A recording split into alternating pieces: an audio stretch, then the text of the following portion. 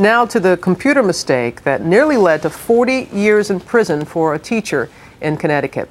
Julie Amaro has spent the last 4 years fighting serious pornography charges after her classroom computer started spewing out lewd images one day. This morning, the ordeal is finally over, but only after it nearly completely unraveled her life.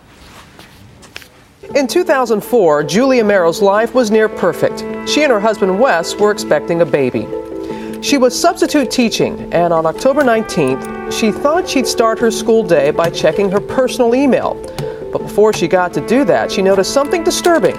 The classroom computer began popping up a flurry of pornographic images.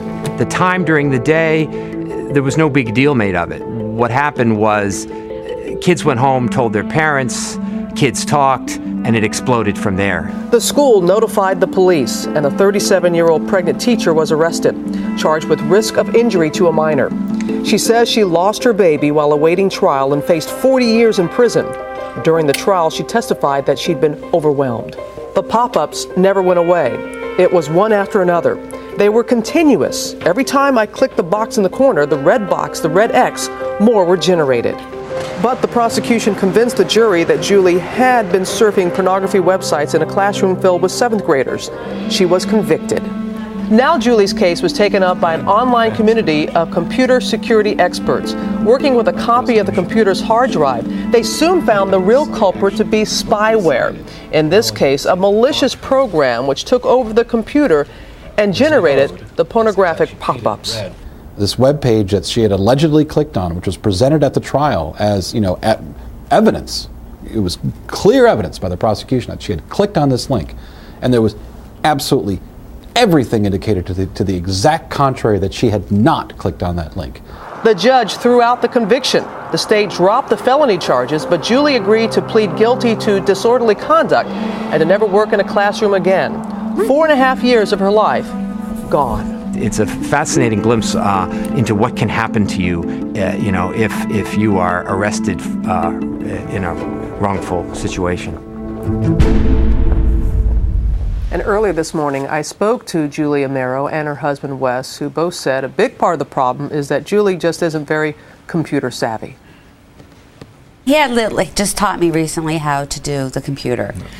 And I went into the classroom that morning, and Matt Knapp, the teacher, showed me what I needed to do for the day, and I was okay with that.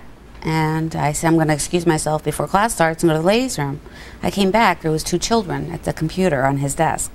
So I positioned myself between both of the kids, and I was like, you don't belong here, head back to class.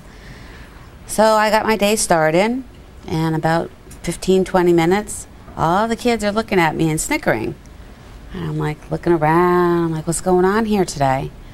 And all of a sudden, there were like little tiny square boxes on the computer screen. Women in lingerie, bathing suits, what now I've learned is anime, little cartoon characters with bikinis on. So it's just popping up on the screen? On the screen. You did nothing, it was popping didn't up? Didn't touch anything. And so you were trying to click it off? Right, so I went up to the little red box. That's the only thing he told me to get out of. You go up to the little red box, click, and you run away from the computer. Why didn't you turn off the computer? I didn't even know where the button was. You didn't know how to turn off the computer? Never been shown, never been told. Did you go and get help? Did you have a teacher's aide to go and I had get the principal? nobody. I turned the computer this way towards the blackboard so they could not see anything. And there was a few children that did see something. And what they said they saw were small pictures. So when did you know there was a problem? I knew there was a problem the 3rd day. At the end of that school day, I found Kate O'Boyle, which was the vice principal at the time. I said, did you hear what happened today? Don't worry about it. See you tomorrow. I left, worked for the next 3 days, got a call from the principal. He pulls a list of paper out, a couple sheets of paper, and he said, Julie, what is this? It's got all these 1s and 0s and HTTP and whatever on it. And I was like, I don't know, what is it? And he said, this is what you did in class. I was like, well, what is it exactly? And he said, Julie, this is pornographic material. I know the parents were very upset. Charges are filed. You are convicted. These experts come to rescue, prove that it's not you. It was overturned. Yes, it was. It was overturned. You, though, had a plea agreement, and Yes. there was a misdemeanor charge of disorderly conduct. What does that stem from? They got a pound of flesh. They were unwilling to admit that they had made a mistake, even though all the proof in the records of the firewall showed that there was no way that any human being could click on that many sites that were shown in the firewall log. It was just impossible to happen.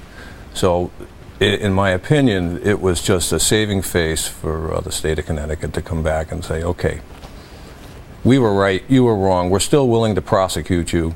And of course our attorneys were saying, well, we're still willing to go to trial as well. Absolutely. So, But it was her health in the long run that I ended up kept in the us. hospital twice. My heart stopped.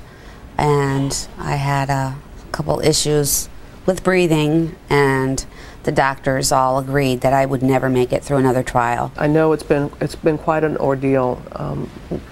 What is it that you take away from this, and what you want to share most with other people? I would tell any teacher today that's teaching in the United States or any country, one, if you're a substitute, you better have somebody teach you and train you properly what to do in an emergency, and to make sure you know how to use a computer. Everybody out there should be afraid. It's not just teachers, it's bankers, it's people that sit home on their own computers and work from home. It's anywhere and it's everywhere. And if it can happen to me, it can most certainly happen to you. Julie, thank you for coming forward and sharing Thank this story you. with us, Wes, as well. Thank you. Thank you for Wish you all having the us. best.